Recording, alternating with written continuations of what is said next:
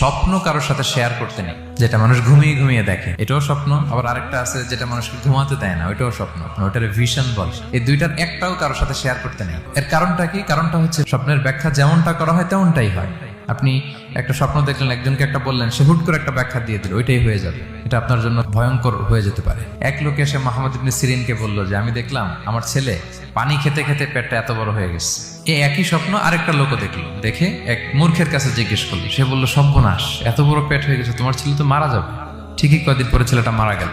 আর একই স্বপ্ন দেখে এই লোক মুহাম্মদ ইবনে সিরিনকে জিজ্ঞেস করেছিল, উনি বলেছেন যে তোমার ছেলে তো অনেক বড় আলেম হবে। ঠিক তাই হয়েছে, ওই ছেলে অনেক বড় আলেম হয়েছে। এই ভিশনও শেয়ার করা যাবে না কারোর সাথে। বিশাল বড় একটা কিছু প্রজেক্ট নিছেন, শুরু করার আগে আপনি বলে ফেলছেন, শেষ, আর এটা হবে না।